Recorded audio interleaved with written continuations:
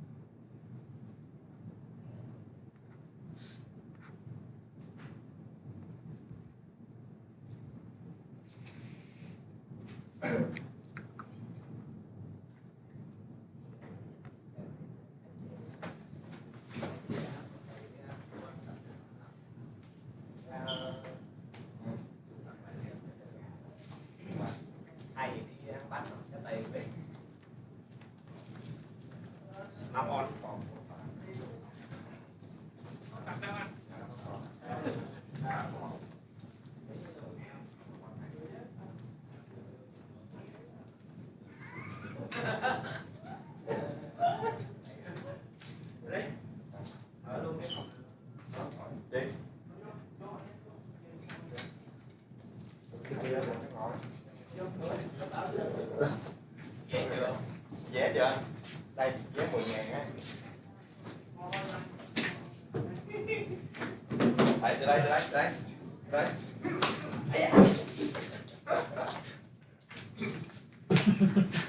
Hello Tom, chọn đúng ngay lúc đích.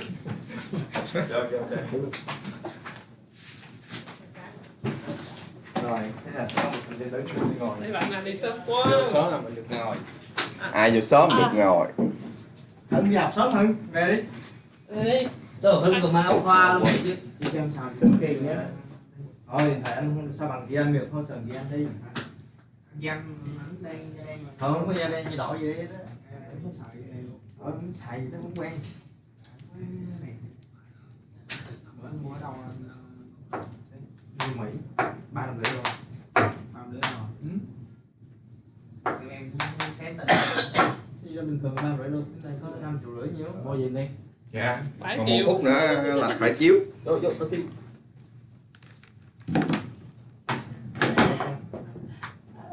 Bên trên qua anh Lý. Này nè. Nó chủ Giá khá ngoan. Lúc nào vậy? Rồi thì nó ngoan mà đâu ra tù cám bấm là. Đây là cái gái sử dụng ma túy được lãnh đạo địa phương đánh giá là khá ngoan. Nói chi dừng lịch sử. Hay. Cái này đâu phải là học sinh viên đâu em. Đây cái lãnh đạo địa phương đánh giá là khá ngoan. Này tập mà. Lúc nào? Tập được Này đây. khoa Có cái động lực. Ống qua nữa. Cái lúc mà anh đỡ học là có áo này chưa? Đâu Hồi xưa anh đỡ học là có áo. Anh tưởng là cái thời trước cái ông có thì dục ông gì mà làm đoàn cũ á. cán đá rồi đen tuyết, cái đen đen á. mà cái khi nào tới cái lúc mà hết giờ này cái nó không lên được, không vô được ta. Có lắm anh Lý. Đông quá. cái đây chút kiểu Rồi 24 giây nữa bắt đầu. Tới 4 giây cái bị treo máy. 24 giây cái máy tính Lý nổ cái đồn. Ủa cái mạng vào sao yếu xìu vậy? Đi qua hai. sao học sớm là có Đi hạn. Đi học. lên lên đi Rồi Đang 6 giây nữa lại anh Lâm. có cái này vô hết Rồi, 1 giây rồi bắt đầu. Ai vô học thì vô học, còn ai không vô học thì thôi. có tiếng không ta Có 1 tiếng nè. Sao học e Vô. giống cái bữa em với anh bữa nữa là anh ta Ủa Lý có đi cộng không? đấy quay lên Có. thì mắt nó nói sao cuối cùng cuối cùng nó cũng lưu đó là Vậy ai hẹn vậy cho với đứng luôn. Đứng luôn ta, repeat lại coi. Biết thấy nồi khổ của em bữa không? Không, thường mình coi live stream là nó có câu hỏi gì mình trả lời câu hỏi là xong nó YouTube đàng hoàng. 7 giây nữa Lý kìa. Đây. Ồ lo nó hay vậy. Tôi nghe đi thấy. Sắp lại đi thôi.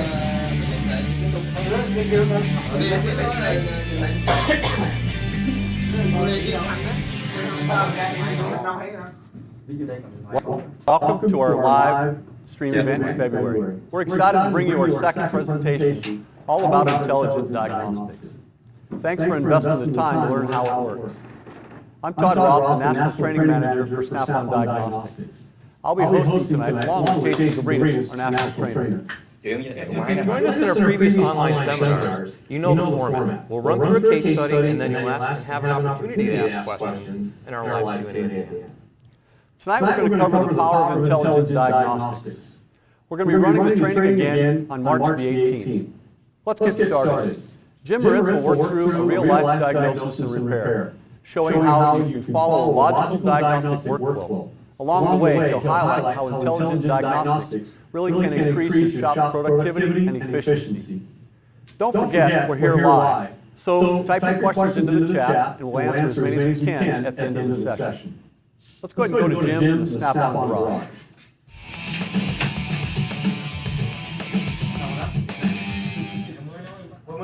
Today's car is a 2007 GMC Sierra with the check engine light illuminated and a strange noise. We're going to hook up to the vehicle with the ignition key turned down. And we're going to put the compact scan module in place. We've already turned the key on, engine off. Let's use our handy flashlight to find the data link connector and plug the compact module into it. The green light indicates we have power. The blue light will indicate we have communication to the Zeus scanner.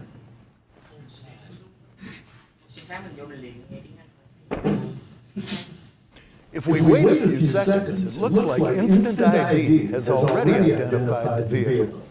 A best practice is to complete a pre-scan before any work is done, keeping your customer aware of any issues, then a post-scan after work is complete to confirm the repairs. To perform both the pre- and post-scan, we'll use the one-touch code scan function in the scanner. Our code scan feature supports over 40 makes. One reason to perform a pre- and post-scan is to give your customers a full vehicle systems report. Well, why is this important? Think of how it helps your customers. Pre-scan reports show all supported modules, not just engine. This can reveal hidden as well as known problems. Post-scan reports show verification of completed repairs. All reports are date and time stamped.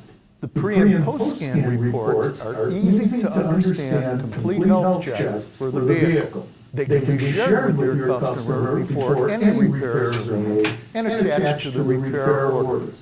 To start a code scan, we'll simply select Code Scan from the scanner's main menu.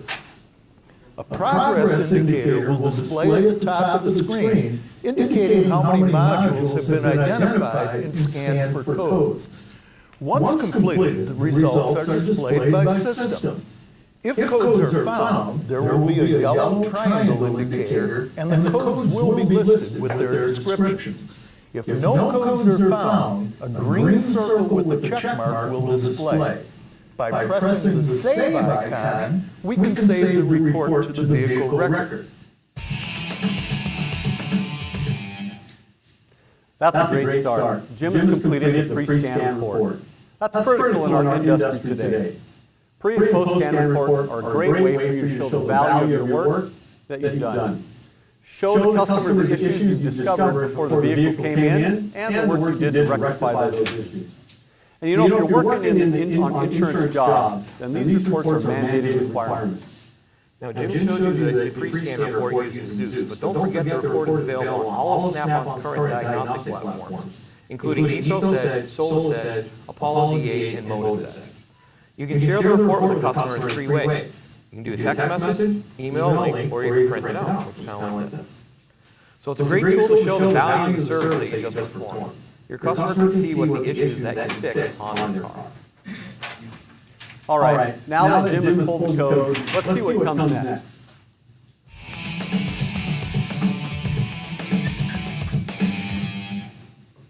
From the list of codes, let's select Diagnose for the P0171 Fuel System 2 Lane Bank 1. Intelligent diagnostic information will download in real time. This ensures you have the most up-to-date information available to you.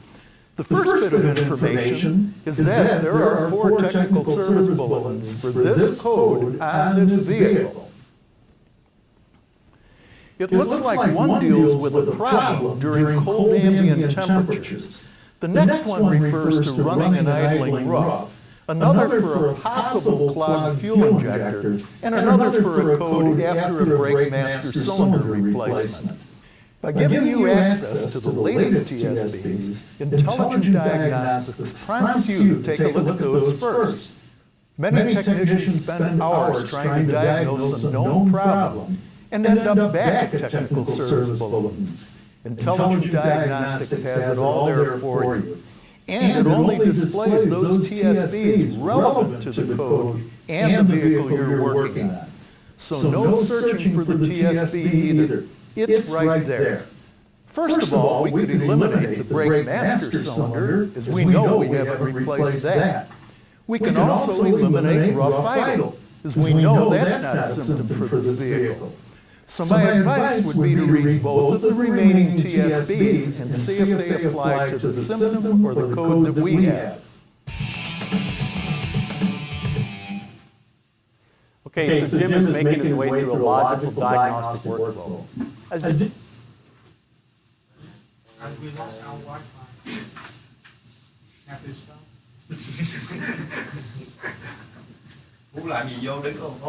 Explain, TSBs should be the first step in the diagnostic process.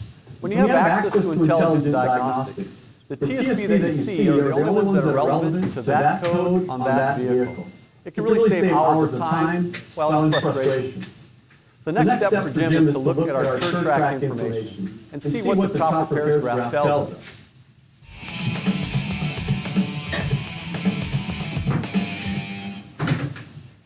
next thing on our Intelligent Diagnostics landing page is the top repairs graph. This graph displays the most common repairs for this problem on this specific vehicle based on mileage. This information comes from a database of over 500 million real-world repair orders. The top repairs graph is not meant to tell you replace this part and the car will be fixed. The graph should be used more like a hit list that gives you a list of the most common fixes for the problem.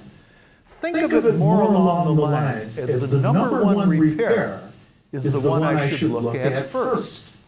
The fact that the graph is mileage-based can give us a little more insight as to what the most likely fix is for this specific vehicle based on its mileage. This truck has a little over 80,000 miles on it. If we look at the graph, the number one fix is to replace the oxygen sensor. The second looks to be a tie between replacing the intake manifold gasket and replacing the fuel filter. Next on the list is the mass airflow sensor. According to this, there are 4 different options. Let's take a look at the custom data list and see if we can narrow down the cost. Today I'm operating the Zeus through this Epic workstation. But if you don't have a workstation, you can easily navigate through the touch screen directly on the platform. Let's select the Smart Data Card. Automatic transmission. The tool will automatically narrow down the data PIDs to just the ones we need to look at for this problem. We can also see some flags set up on mass airflow and manifold absolute pressure PIDs. The flags are set based on data from other vehicles that have had this problem. If the flags are white with a blue outline, that means there is a minimum and maximum value set up, but the data is within normal operating parameters. If the flags were red, that would indicate that the data was out of range. It looks like the mass airflow and max sensor are working properly. So we can remove the mass airflow sensor and intake gasket leak as a possible cause. Let's see what other data we have and if anything looks off. When you're looking at any vehicle, there could be hundreds of parameters. In many cases, 80% of those parameters have nothing to do with that code. So what Intelligent Diagnostics does is filter out those unhelpful parameters and only give you the information you need. Again, saving you time and confusion. As we scroll down, we can see the fuel trim PIDs. It looks like long-term fuel trim for Bank 1 is plus 25%. Short-term fuel trim is also a little bit high. With a long-term fuel trim that high, it looks like it's been running lean for quite a while. Next, let's graph a few of these PIDs to see if we can get a visual representation of the numbers over a period of time. We'll select long-term and short-term trims for Bank 1 and Bank 1 oxygen sensors. If we look at both front sensors, it seems that the Bank 2 sensor is cycling back and forth smoothly, but the Bank 1 sensor seems to be cycling much more quickly. We can also see the short-term trim cycling up and down, following the front O2 sensor. Let's add Bank 2 short-term and long-term trims to see how they compare. Once we do that, the Bank 1 fuel trims go off the screen. Let's open up Graph View so we can see them all on the screen at once. The long-term fuel trim for Bank 2 is steady at 2%, and the short-term is fluctuating between 5% and 0%. Comparing that to Bank 1, the short-term fuel trim is much more active and cycling from 4% to 10%. Long-term fuel trim on Bank 1 hasn't changed since we started our data capture. Looking at all of this together, it seems there is extra oxygen entering the system before the front O2 sensor, but after combustion. Let's save this data capture And then we'll need to inspect the exhaust system, where a leak could cause this, as well as the strange sound the customer also mentioned. Upon further inspection, a crack was found in the bank 1 exhaust manifold at the collector flange. The flange was welded back together and reassembled.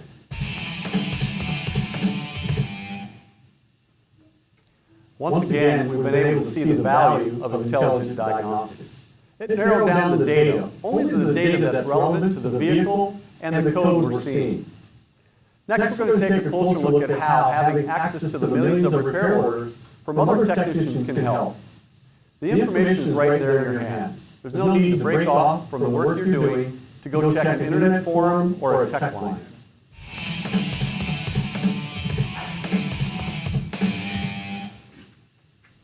From our Intelligent Diagnostics landing page, let's have a look at SureTrack Real Fixes. It says 181 technicians have fixed this vehicle by replacing the intake manifold gasket set. We've already checked the intake manifold gaskets and eliminated that as a possible cause for the P0171 code. Let's take a look at what other technicians have seen on this vehicle by tapping related real fixes. We saw the 181 people here that fixed it with the intake manifold gasket, and as we scroll the screen, we can see the numbers declining. So we're going to take a look at the headers on each one of these. And let's keep scrolling. Look at all the information that's available to you from other technicians who have seen this vehicle. What do we have here? When we scroll down in the twos of fuel pump, fuel system, intake manifold gaskets, what's this one here? Replaced exhaust manifold. Let's have a look at what these two technicians found. The customer states the check engine light is on. Now, they connected and found the P0171 code. They put smoke into the system and checked the exhaust system for leaks and found one. In their case, they replaced the exhaust manifold. In our case, we simply welded and repaired the broken flange on the manifold, which yielded the same results. We repaired the exhaust manifold, cleared the codes, and verified that the vehicle operated properly. The check engine light did not illuminate. There's one more thing we need to do after our repair. From our landing page, we need to scroll down to functional tests and reset procedures. Let's tap on this smart card. We're going to select automatic transmission, and we need to set that fuel trim value back to factory levels. Remember, it was pegged high at 25%. This is how easy it is. Select fuel trim reset. The data appears, and select reset on the top menu bar. Tap it. The test is complete, and exit. Now we're ensured the factory values for the long-term fuel trim are set back to 0.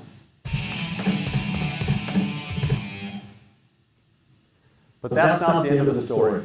The power of Zeus with intelligent diagnostics allows us to find the guided component test that will help us to verify the repair. Now it's almost time for the live Q&A. There's lots of questions coming in the chat. There's over 200 people watching right now. So be sure to type your questions in now so we can try and get them answered at the end. All right, so let's take a look at the guided component tests.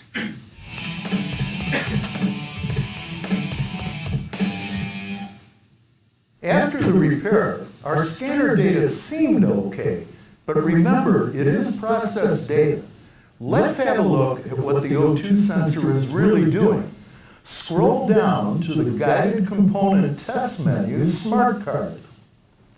Even though it states code-specific results are unavailable, we're still presented with the option to select and view all guided component tests for this vehicle. Let's tap the Smart Card. Here we see component tests related to code P0171. Since we had an issue with the front O2, Bank 1 Sensor 1, let's select it, Bank 1 Sensor 1. Always check component information first. Let's tap on component information. Now we can see the theory of operation, the connector view, and pin assignments, as well as component and best test locations. When we're finished reading, let's tap back. Everything else is just a test. Select O2 sensor tests, and then select O2 response test. We're going to follow the instructions and connect the test leads. It tells me to connect the yellow to the O2 signal output and the black to a known good ground. Well, where are they? Let's come over here and look at 6 leader, and we see we have a purple and a white wire that is our signal output, and the black lead will be connected to a known good ground. So let's get our leads out and make the connection at the vehicle.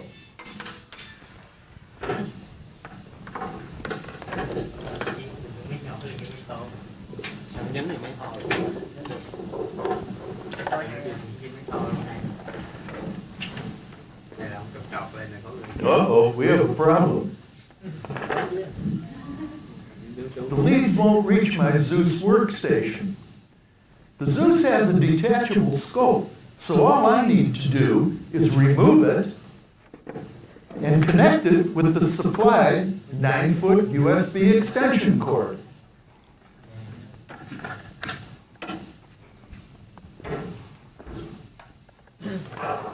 Let's plug our yellow lead into the yellow channel, channel 1. Let's plug our black into ground. We've already connected our USB cable to the business end of this box, and we'll plug the other end into the Zeus.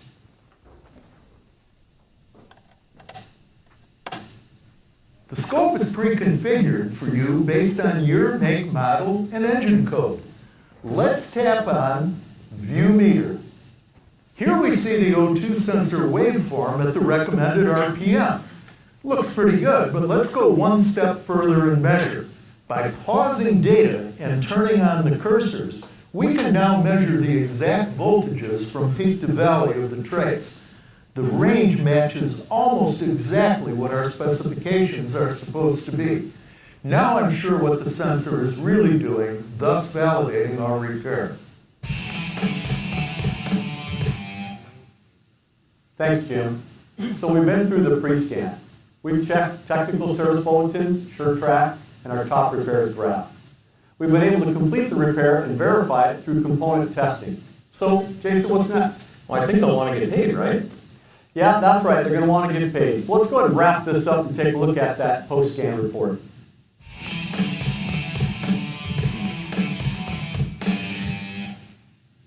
Now that the physical repair is complete, let's clear the codes. And since we've already reset the fuel trims, there's no need to do it again.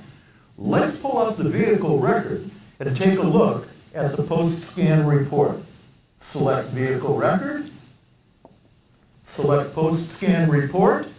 This can be emailed to the customer, or it could also be printed or attached to their receipt. This gives them a report verifying there are no issues left in any modules. Okay, now, Jim has finished the repair. He cleared the codes, and the post-scan has been created. He can now show it to the customer, and they can see both the before and the after. This really shows the value of the work that he did. All right, it's time for the Q&A. We've been monitoring the questions coming through the chat window. Let's see how many we can get through before time allows it. Let's get started. So let's take a look at that first question, Jason. Oh, how to use scope functions on the Virus Pro. Well, first, I want to cycle you back to our Snap-on Diagnostics training site. And we have all kinds of how-to videos in there, as well as quick tip videos. But Jason, I think you used to work in the field, don't you? Yep, Jim and I both do our seminars out in the field. So really talk to your local franchisee and see when he has a hands-on seminar coming through. Jim and I do them most weeks out of the year. So definitely check that out, talk to your local franchisee about that. Like level 1 and level 2, so for the guy just starting with the scope as well as that advanced guy looking for those great tips, right? Yes, as well, and we'll help them out with anything they need when they come to class and actually get to have a little more of a little personalized one-on-one instead of over the internet, but still Good solid training. Yeah, great opportunity. Give it to franchisee. All right, let's take a look at the next one. I have a Zeus version 18.4, and I do not find troubleshooter in the 2014 Dodge Dart, ZXT 2.4, and some other vehicles. Why? Well, we'd have to take a look at your build and find out what version of software you might have. But, you know, it's going to be in that outside of Intelligent Diagnostics. If you're inside of the Intelligent Diagnostics, you would find that down in the real fixes in that EBI card that's always at the bottom of Intelligent Diagnostics. So that's where I would send you to look for that. Okay. All right, let's take another look. Is there any new functions for Harley-Davidson, like programming key fobs? Well, for those of you in the audience, you probably maybe have heard about P1000. We've done some marketing and you've probably seen that. And for those Harley guys that are out there, you have that ability to program some of the key fobs that are available, right from the scan tool. Now, on some of the vehicles, some of the Harleys. Some of the Harleys. And another thing is there is a quick tip video on programming Harley key fobs as well. So if you go to that diagnostics training webpage, I know we did a video for that a couple of years ago. So you know that's up there as well. Yeah, absolutely. That's another great point. Those quick tips. All right, let's take another look. Why is that my SolarSedge has to communicate with car's computer every time I switch tasks? My cheap scanner don't have to. All right. Well, you know, Jason, when you think of that question, where do you suppose he's going with this OBD2 only scanner? Thinking maybe if it is what we'd say a cheap scanner, right? So maybe it is that OBD direct only type of scanner. So that only gets into that OBD generic stuff. It doesn't get into the OEM's factory specific stuff. Some types of cars, every time you change a module, I know especially on European cars for sure, anytime you change a module on that OEM side, it has to reestablish communication with the vehicle because it might be on a different network, a different bus on that vehicle. So it really just depends on the vehicle. But once you establish communication, you know, it should go rather smoothly. So. All right, thanks for that. Let's take another look. What do we got now? Can any of the Snap-on scanners do proxy alignment? Well, Yeah. What do you think, Jason? As a matter of fact, they do. So once again, that brings me back to those quick tip videos. We did a quick tip video on that on Fiat. So I know on the Fiat vehicles, it's kind of like a repairing of the modules on the network when you replace a module. So yes, they do have proxy alignment functions in the tool. It's been in there for quite a while. So any of the scan tools that'll go to the OEM specifically. Now, Jason, one of the great things about your quick tip videos is it's step by step, right? Showing them how to access that inside the scan tool as well as potentially even the hookup, right? In a lot of your videos. So, yeah, depending on what it is. Yeah, so if you're A-level tech or a D-level tech, I mean, it kind of gets you there quick and fast, right? Yeah. Maybe some quick tip videos. Quick like tip that. videos. Yeah. All right, let's see what else we got. Will we be seeing any enhancement in the scope software on Zeus, like overlays for in-cylinder captures? Well, that's a really great question. We're always working on enhancing the scope functionality. And so just stay tuned, and we've got that working with engineering, and it's been something that customers have asked about, and we hope to get that out somewhere in the near future. Don't have a date, but we know that we're working on it. Fingers right? crossed. It's what our customers have been asking for. Great question. I love my Zeus workstation, but it doesn't look like the one Jim is using. Well, that's a really great question. And when you think about that, what you saw in the video, Jim was using what we call an Epic workstation. You probably have what we would term to maybe be a slide top workstation. And so talk to your local franchisee if you're thinking about maybe a trade-up process. We're always looking for good trade-in units. But Jim was using what we would term to be an Epic workstation. Is this not the same diagnostic software as Mitchell? Well, I think that yes and no, right? So when we access Intelligent Diagnostics, we're on the landing page, right? And I'm in a connected state. First thing is when I'm looking at the code, the TSPs, you know, Jason, they come from Mitchell, right? Exactly. And that's that One Search Plus and ProDemand or ShopKey Pro. Top repairs graph upper right-hand side, that's those top 6 graphs, right? And those top 6 graphs, yes, we get that from ProDemand and ShopKey Pro. Custom data does not. That's part of Snap-on Diagnostics, and that's one of the third steps in Intelligent Diagnostics, right? That's where we kind of take all that data. So that's not part of what we would consider to be Mitchell, ShopKey Pro, or ProDemand. We get into functional tests and reset. Again, that's part of our Snap-on Diagnostics, right? Scanner, yeah. All right, so then when we talk about Sure track, right? Again, that's about those top repairs graph and that causes, complaint, cause, and correction. Then bottom left-hand side, Jason, that's still real fixes. More real fixes, yeah. More real fixes, and again, that's part of our Mitchell data. The EBI, that experience-based information, that's Snap-on Diagnostics, and then on that bottom right-hand side, well, that's the link, right? That's ProDemand or ShopKey Pro. So if you have one of those subscriptions, make sure you get with your franchisee or maybe watch one of our videos on how to ID that, right? And they do work very well together. Right? It's kind of a match made in heaven, as they would say. Right? And with all the requirements today to know what TSVs are, Jason, and to get the history on a car, I think we'd all agree that you need that kind of information, right? As much information as you possibly can. Oh yeah, yeah. So that's a really great question. So hopefully we've answered that for you there. All right, let's take a look at the next one. I have an O2 sensor running at 0 and does not set a flag. I've looked into the min-max parameters are not set. Do I need to set the parameters? Well, Jason, when you're teaching custom data, right? How do you want to handle this guy? How can you help him? So first I would say, especially when it comes to intelligent diagnostics, so the flags are going to set on parameters that we decide, you know, based on the software and the data that we have. Based on the code? Based on the code, All based right. on that car and that code, what we think you probably want to be looking at. Now, if it doesn't have a white flag on it, that means there's no parameter set on it. We're not monitoring the pit, so it's not going to automatically just create a red flag out of nothing if it's not monitoring it. But you can go in there and you can set what we call a pit trigger on that particular pit if you wanted to monitor it that way. Now, in this particular instance, when it's just flatlined at 0, I'm thinking maybe that might be a problem because it's probably not supposed to be 0, I would think. So I don't know where you might want to be monitoring that, but yeah, you definitely could set it up manually if you wanted to, but like the intelligent diagnostics will do it automatically on the certain pits that we think should be monitored. So Jason, as I understand that, when we pull a code and we access custom data, right? When I click on that card and it presents all that data, right? So we're filtering all that stuff down, can be 100, 200 PIDs, and we're bringing it down into what is important based on that code. And we already have predetermined the PIDs that we're gonna flag. Right.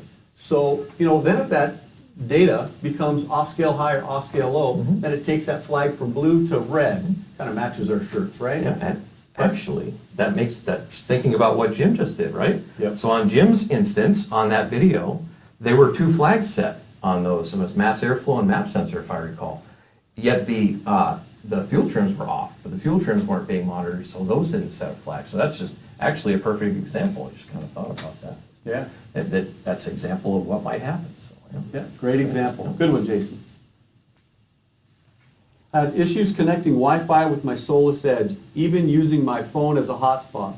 All other shop equipment connects fine. Well, so if you're running into this issue, what I'm going to do is I'm going to send you back to Snap-on Diagnostics. Call tech support, and you know, sometimes we run into compatibility with Wi-Fi routers, and they'll be able to test your tool to kind of get you up and running. So make sure you reach out to them, and they'll be able to help you. Can you see 2 different time signatures? Two different time bases when using a scope. No, you cannot. And I think the main reason for that is when you're using a scope, you're trying to find comparisons. If you're using multiple channels, you really want to have them on the same time base, because if you're not, then what's your constant? What are you really comparing things to? I know there are other scopes out there that do multiple time bases, but I know for myself and like a lot of the other guys who, you know, the engineers and such that use the scopes, I mean, I don't know what the value is in being able to set multiple time bases if we're trying to look at relationships at the same amount of time.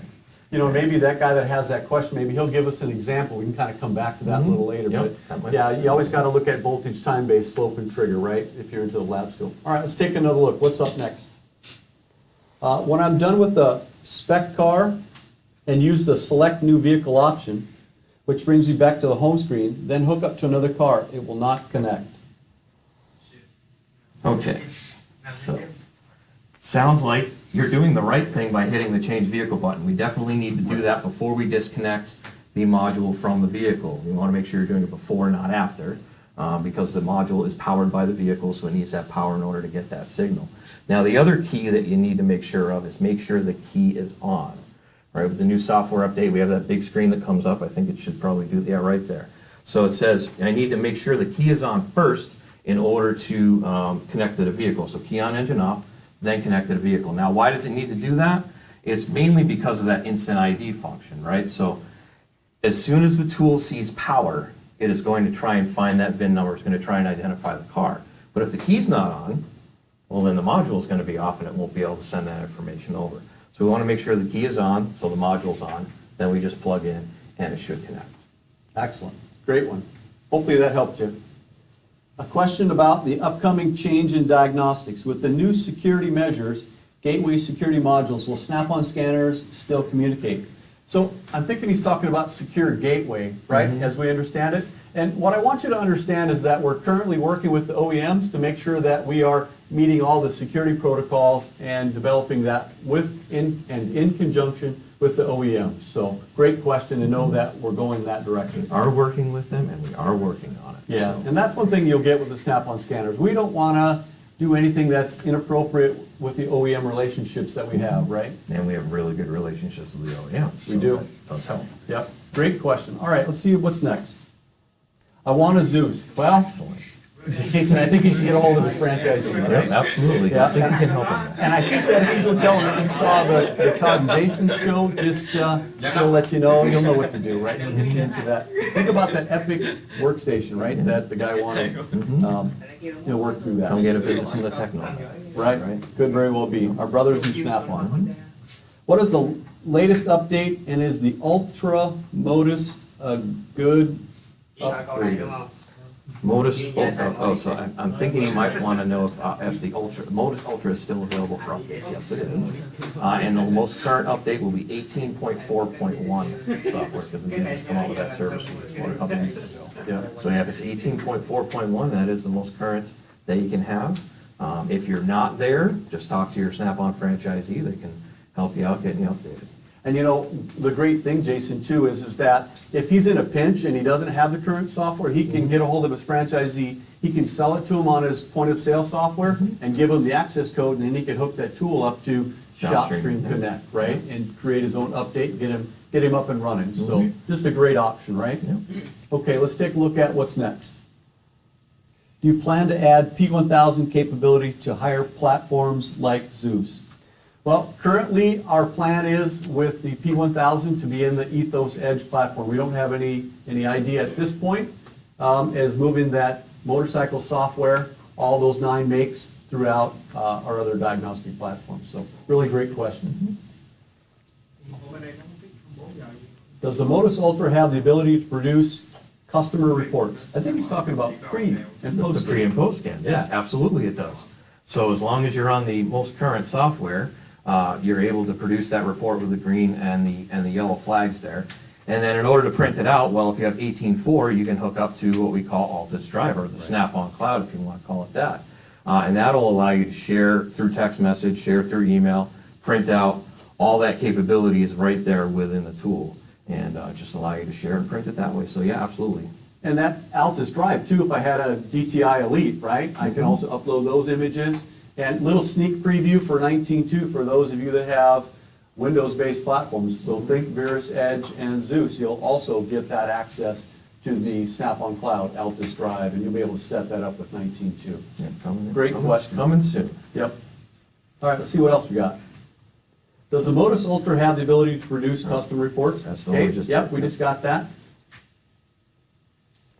What happens to other guys? That was on last month. The other guy. Yeah, I think you're talking about Daniel. And Daniel's out working in the field this week, and so Daniel's doing what he normally does, and I'm here helping out this week. So Yes, he has another assignment. Dan is on his other assignment. So he's on assignment. On assignment. Yes, he's working in the field. Is there any plans to update Zeus to be able to do the 10-minute GM key relearn cycle to avoid having to do the 30 minutes? Pretty sure that is a function of the vehicle that we wouldn't be able to change anyways and really speed that up, because that's a security thing. So I'm pretty sure that that's something we won't be doing. Okay. All right. I'm gonna go with that. That's my final answer. But you know, franchisees have got a great key code printout that they can give to them so they can figure out those capabilities. When does the new software come out? I think if you're talking about software, we're talking about 19.2. Well, a couple times a year we launch that. So make sure you contact your franchisees. Right now we have a BOGO opportunity, right? So they can get a hold of your franchisee, as well as you get the ability. We're going to have 19.2 available in April. So Yep, so it's usually the first week of April is when that comes. Yep. First week of April, first week of October, about when that comes out, like clockwork. right. Excellent. All right, next question. Why do I have to scan a car 2 times, first for the pre-scan, then over again for the post-scan with my Apollo D8? Well, that's a really great question. So, Jason, I'm taking in a car, so first thing I want to do before I ever start any of my diagnosis is know where all the systems are, and that pre-scan tells them not only the codes of what's affected, but other modules too, right? Right. And then you're going to get that full report of what's going on with the vehicle. And then after you repair it, well, you're going to want to clear the codes, reset all your systems, and do your road test, your drive cycle, and make sure that all the readiness monitors are complete. So really, you're going to have a bit of time in between those 2 scans. And then to get that second report to show that all those codes are cleared, well, you're going to have to manually go in and scan it again, right? So it really is a 2-step process, no matter what tool you're using, because you're kind of talking about 2 separate times for those reports. Yeah, and when you clear those codes, Jason, then it's about clearing the readiness monitors, right? And that once we've done that drive cycle, that helps shops with preventing that comeback, right? Getting all the way through that drive cycle, and that kind of shows them that pre and post scan. Right, exactly. Yeah, it's great. All right, let's take a look, see what else. Can customers add to real fixes on SureTrack? If so, how? Well, the one thing that I would tell you with how can you contribute, well, you can contribute, right? SureTrack community. Yeah, there's a community. And so those of you that have ProDemand and ShopKey Pro, we have something, it's like a tech line, but it doesn't cost you anything. And it gives you the ability to kind of log in and to post that problem. And we keep track of that information there too. So can you contribute? Absolutely. And a lot of times if I don't have to call a tech line, I can get to 78,000 users, right? That have maybe seen this problem before, Jason. Really gives us that ability to contribute to that community, right? Help others, help them. Help others, help themselves. Absolutely. Great question. Will there be a Modus with intelligent diagnostics, or will it just be Zeus? Well, I want to tell you that we're focused on Apollo and Zeus right now, and that's where I'm going to leave you with that response. So. It's not just the Zeus, it is on the Apollo. Yeah, it is.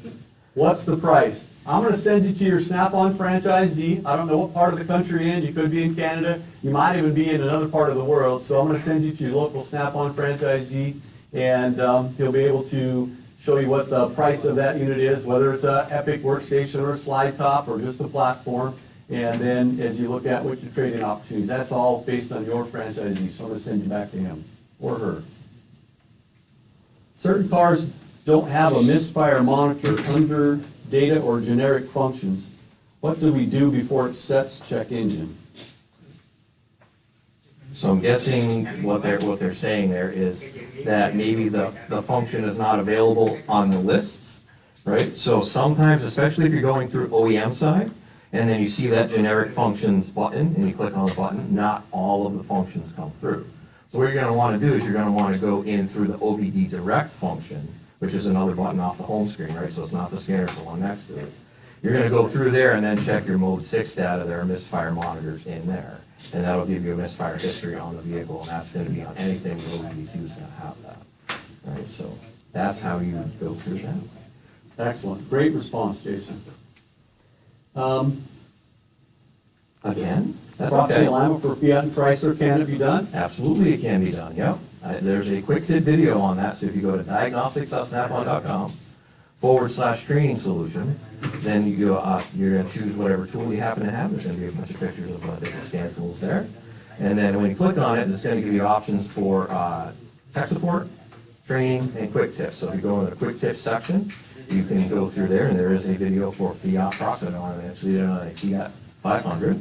And other than that, there's also a YouTube channel as well. It's also available on YouTube. So it's only a few minutes long, and it's actually a pretty simple procedure to do. So yes, absolutely, it does do that. Excellent. Do you ever have classes in northern Michigan? As a matter of fact, what part of northern Michigan? Because we will be in Traverse City in a couple of weeks, actually next month. the week of that training. Week of March 18th, right? And then we actually had one a couple of weeks ago that got canceled because of that super awesome snowstorm that was there. Right. So we need to reschedule that, and maybe we'll be able to reschedule for that week. Jason, how do they keep track of that? Is it franchisees, is that the best spot for them to go? Yeah, the franchisee, or if they have a good relationship with their local DSD, which would be their diagnostic rep, they could talk to them about it as well. Excellent. Great training session. Any thoughts on doing some live exercises on the scope? Well, yeah, we have some ideas on what we want to be able to do, and this live session that we're doing is our first step. So we're always looking to take our training to the next level, and we love to be able to stream into you where you're in a hotel with some other tools and some other people that are in the industry, maybe local communities. So we've got that in the development currently. We're a distance out for that. We're working through the logistics, but we definitely want to get you to the hands-on piece. But alternatively to that, Jim and I do have our classes that we do a few times a week. If you have one come through your area, just talk to your franchisee and see about coming and attending one of our live classes. Yep. Hands-on live classes on the tool. We bring your own tool, we hook up, we have a bunch of wires, we run through the class. Really fun going through TSA, I might say, but it is definitely a good solid class, and you get a good solid foundation on the tool, for sure. A lot of great hands-on. I've noticed that Intelligent Diagnostics doesn't show service bulletins when they are for that specific code. Well, without your make and model and that specific code, what I would do is I would send you back to customer support. And first of all, what I want you to do before you say that is, I could be on the landing page and I want to look at the cloud first, right, Jason? I want to make sure that I'm connected to the cloud. Then a good indication is, do I have a red circle or a green circle with the check mark in it, right? That tells me that I'm connected to the internet. Then, do I have my SureTrack data and graph? If you got SureTrack and data and graph, and you're not seeing the TSP, certainly get back to customer care. If you've referenced your ShopKey Pro or your ProDemand system, then that would be it, right? If you're looking through that. So that's a good way to start to know whether you're connected to the internet, and that's where I'm going to send you is back to customer care. Yep, so they will want VIN number, your make, model, all that good stuff, what code did you run into, just to make sure that we got all the bases covered as well. Yep. What is Altus Drive? Well, it's one of our favorite things. And Jason, when we think about Altus Drive and what it gives, both for think of the Solus platform, the Motors platform, and Apollo platforms. I mean, what does it do for the technician that has current software? Well, it allows them to sync their scans with the website. So basically what it does. So that pre-scan that Jim did when he intook the car, it'll automatically be uploaded to the cloud, takes, however long your internet connection is, but it's pretty quick. Connect to that, and then it also allows options to share with the customer. You could text them a message, you could email it to them, and they'll have a link that'll come up. They can do it on their phone, they can do it on a tablet, they can do it on their desktop, laptop, whatever mode of communication they have. And I know, texting is obviously pretty popular nowadays, and having that access to the customer. So a lot of times the customer can't answer that phone call when you call them with an update on their vehicle. I know, like with our shop management software, we have that text messaging available as well. So it's really it's a nice fast way to get access to the customer. Plus, it allows you to print kind of wirelessly, right? So you don't have to actually hook up to the computer in order to get those scan reports off of the tool. Now, Jason, it uploads to the Snap-on cloud, right? So we have to think of this cloud storage that's taken over the world right now, right? That's where everybody's storing things in the cloud. So, it puts it all up inside of there, and you can access that, especially if you're in the body shop industry, right, Jason? So it gives you the ability to upload it, and then you can share that with that insurance carrier, right? Because that's a mandate for a lot of manufacturers.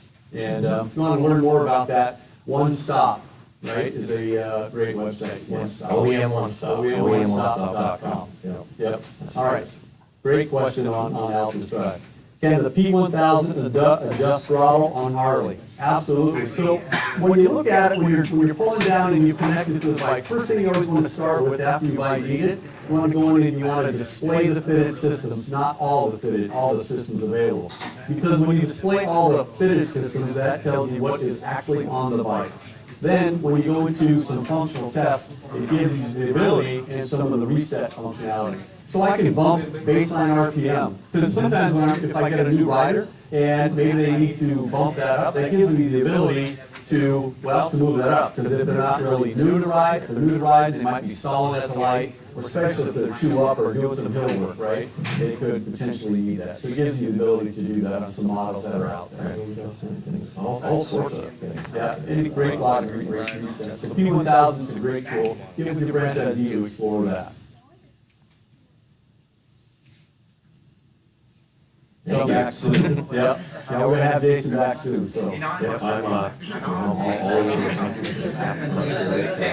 Hopefully I can come back sooner or later, wherever that might happen to be where you were. But I'm glad you enjoyed the seminar. So, yeah, and definitely check them out if you come through here. Get with your franchisee. Make sure you get signed up for these, so, yep, that's great. All right. Is there a training resource line if we want to learn about my scan tool?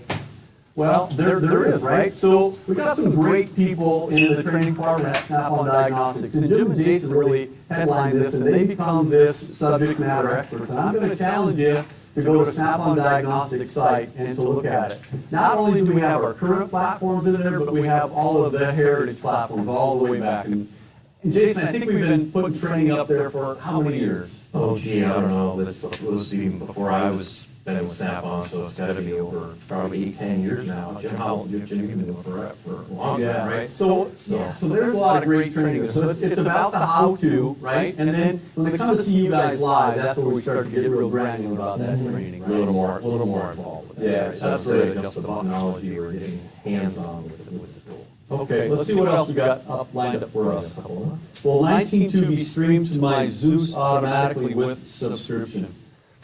So if you got Zeus, and so how are you going to get 19.2? You need to see your Snap-on franchisee? No, because it's just going to appear, and you're going to get a little message that's going to pop up. And what it's been doing is it would download that into the background. And what I would encourage you to do is get through the end of your day, and then just go ahead and execute that update. And it doesn't really take long, does it, to execute that? Maybe 5 minutes on the long side. The longer time it's actually the download, and like you said, that happens in the background, so most of the time you don't even realize that it's happening. And then you just get that magic little pop-up window in the bottom right-hand corner that says there's a new update available. You want to do it? Do it.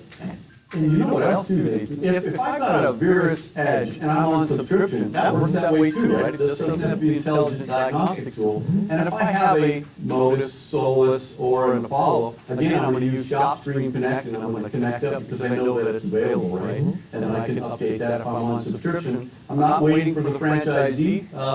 You may need it on Monday and he doesn't see you till Thursday. I can go ahead and get my own update and even my service patches, right? Yep, everything's all readily available. Also, know on any of the wirelessly connected tools like the Zeus or the Virus Edge, you also want to make sure you're updating that the scan module as well, because the software needs to match in order for everything to work the way it should. Sometimes you might get error codes if you don't update it. As soon as you go to scan a vehicle, it's going to come up with a big screen. It's going to say, do you want to update your module? Make sure you just hit update now, and it'll update it. If it's a Virus Edge or a Zeus, it'll actually update right over Bluetooth, as long as it's got power, so it's hooked up to a car. We can update that, and it'll work. That only takes a couple minutes as well. So you don't have to like, take a few minutes out of your day and just make sure everything's update, and that way you'll have minimal problems. That's a great tip. So we got disconnected now. Is there any new functions on Harley, like programming key fobs or reset security codes? But yes, there definitely is that is available, and there are diagnostic quick tip on actually both of those. I believe we did one on both of those two different functions, programming fobs and programming new security pins as well. So yeah, go check out the Snap-on.com/training solutions, and there's one in there for Harley. There's probably 3 or 4 different. Okay, great. Harley covers the same in all scan tools, or does the P1000 have more? Well, that's a really great question. And I want to, when we talk about the software, it's the Harley software in all the platforms as well as P1000. It's identical, right? Now, to get the other makes, think about domestic, Asian, and the European bikes. Those are all in P1000. And so you'll need a P1000 to get those other ones. But it is the same software that's in P1000 as it is in the other ones in relationship to the Harley-Davidson bikes. Once all the other tools are on 19. Once the other tools are on 19, so that's the other thing. Yep. Yep, great point. This is my first webinar. How often are these? We're in about a 4 to 6 week window. And what I want to share with you is that come back early, come back often. And to keep coming to this. The subject keeps changing. We did the Modus Edge earlier this year. And now we've moved into what we would term to be intelligent diagnostics on Zeus. So I encourage you to keep coming back and to get the training that's associated to that. So we look forward to seeing you. And don't forget about our live training that we have inside of the field. So. Okay, well, thanks for all those great questions, everyone. We have to end it there. If you've asked a question that we didn't have time to answer, check back in online in our chat window. We'll do our very best to reply there. Don't forget, we'll be running this Rồi mọi người coi xong mọi người thấy sao? so feel free to watch in. Không, cái này nó có rất là nhiều cái hay mà mình có thể làm cho những cái form mình trong tương lai mà hiện tại mình cũng đang dedicate để mình làm. Ví dụ mọi người coi nhớ cái TSP không? Thấy không? Đó là mình sẽ làm sau này mình sẽ làm cái tour mà lên online mình cắm lên thì cái code đó nó sẽ có TSP.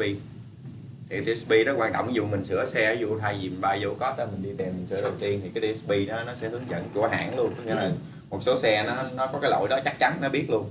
Thì mình vô TSP mình coi trước. Cái đấy phải mình liên kết với tất nhiên cái đó là liên kết, hoặc là ví dụ data đó mình mua rồi mình làm reverse hay gì đó, cái đó là một cái. Rồi cái data cái graph của nó rất là hay, cái graph của nó thấy không, nó coi là nó biết cái tần suất nó xuất hiện cái bao nhiêu km đâu nó xuất hiện cái đó. Thì những cái đó ví dụ như mình làm thì mình sẽ lúc mà mình làm mấy cái tour rồi mình nghiên cứu mình đọc cái gì đó mình thấy những cái đó. Không, cái graph của nó là chung hết, có nghĩa là bao nhiêu km á, thì những cái cảm biến nào là thường hay hư hay nhất. Nó tập hợp những cái lịch sử sửa chữa của mấy thì đó, bởi cái đó là data nó hiu lắm. Thì đó, ý là nếu mà mình thấy được những cái đó ý là mình có data được những cái đó khi mình làm. Tại vì bây giờ EDI hay OEM của mấy Mac thì mình ví dụ như mình đâu có coi hết đâu mình biết. Nhiều người làm thấy vậy, nhưng mà ý là khi mình coi cái này thì khi mà mình thấy có Mac này có, Mac kia có thì được 5-6 Mac là cũng quá ngon rồi. Không, với lại cái nó một cái nữa, cái fly đây là mà range của nó là một trong những cái rất là hữu ích mà mình đã mong muốn làm rất lâu rồi mà chưa làm được. Đó là bên mạc đó là trong Noel nó được rất là ngon. Đó, những cái Mac khác nếu mà làm được sau này tương lai mình khỏi cái range nó rất là hay, đúng không? Có nghĩa là mình coi cái fly đây là nó cái nào mà nó out of range là mình hiện đỏ lên thấy không? Nó làm nhưng mà nó có data thì nó làm được. Ủa trên data nó có bỏ cái range không, chỉ có flag là có, nó cái nào có flag là có, còn cái kia phải. No. Em ý là nó là có được data, hiểu không? Chứ còn cái chuyện mà mình có data mình compare cái mình đọc lên mình so sánh với data, quan trọng mình phải có data đó mình mới làm được, em hiểu không? Đó thì bây giờ mình đỡ đâu mình có là ETI, OEM hay là trên on data hay gì đó, thì khi mà mọi người làm thì mọi người nói cái này mình có cái đó. Đó, thì cái đó để mà mình làm mình nhiều cái thua hiện tại là mình có thể import được rồi. Cái range rất là hay đó không, mà nó lên ấy rồi. Ví dụ như là cái cảm biến cái range value từng cảm biến không, nhưng mà ý là nó phải phụ thuộc vào cái thời tiết. Ví dụ như giờ cái cảm biến nhiệt độ mọi người cho bao nhiêu là tốt. Từ range thì trong stock hãng đưa ra cái model đấy nó có nghĩa là nó dao động từ âm 40 cho tới 215, đúng không? Thì tất nhiên là mình nói thôi bây giờ âm 40 là xấu hay sao? Âm 40 xấu là đâu đúng. Tại giờ mình ở dùng nhiệt độ đó, bởi vì nó phải có gọi là cái sensor analysis. Dạng đặc biệt rồi, còn cái dạng mà phổ biến á thì nó phổ biến mình sao mình biết sao phổ biến, em phải hiểu câu đó hay không? Không, phổ biến giá trị của từng cái cảm biến á, một số dạng phổ biến á thì nó nói ví dụ như ở cái dòng tua này nè là cái range nó sẽ là bao nhiêu, dòng tua khác cái range nó là bao nhiêu. Thì cái đó em phải có data. Thì trên data là có. Nhưng quan trọng là người nào làm mới được cái đó, hiểu không? Nó Mac nào làm được cái đó em nói Rồi thí dụ như cái phần fix của nó không, nó có rất là nhiều data fix mà nó ưu tiên những cái nào, thấy không? Nó ưu tiên những cái nào mà thường hay sửa chữa không? Rồi những cái ví dụ như cái component test hay gì đó thì mình cũng làm giống như cái test của mình thôi, không? Mà sau này nó có cái reset mấy cái sensor reset Không, nó reset thì check reset data đó, giống như cái kiểu là nó re-communication của cái fly đó thôi chứ chả có gì.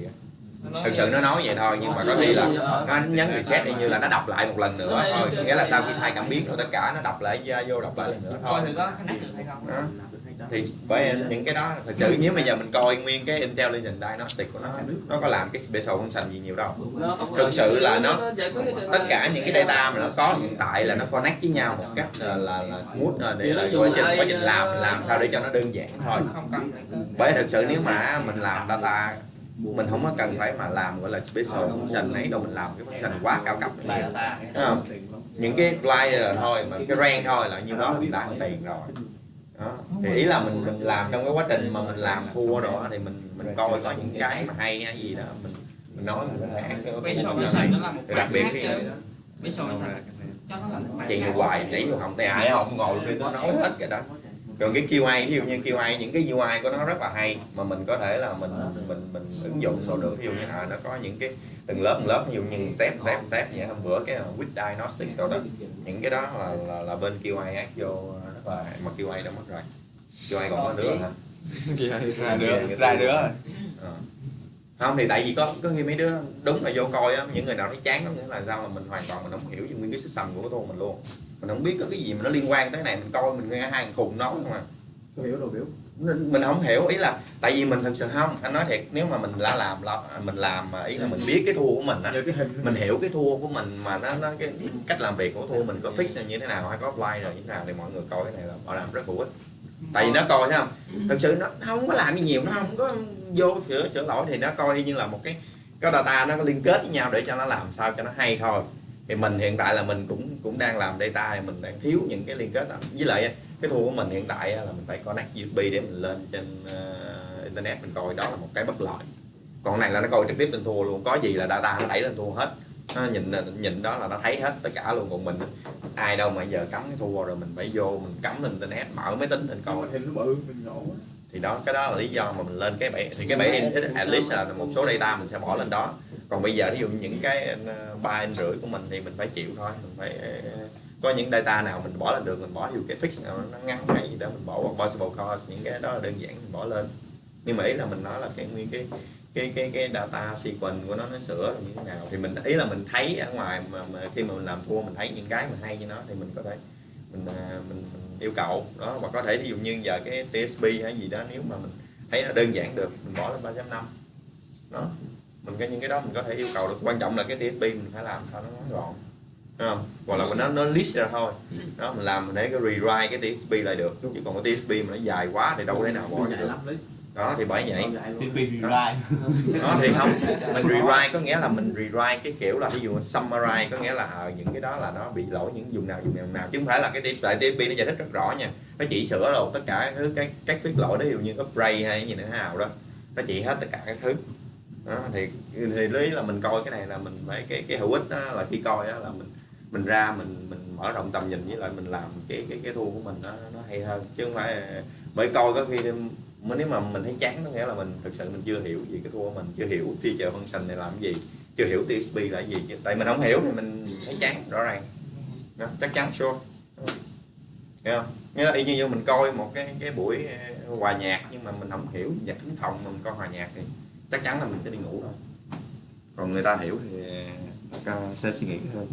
Ok, rồi, good training, great question.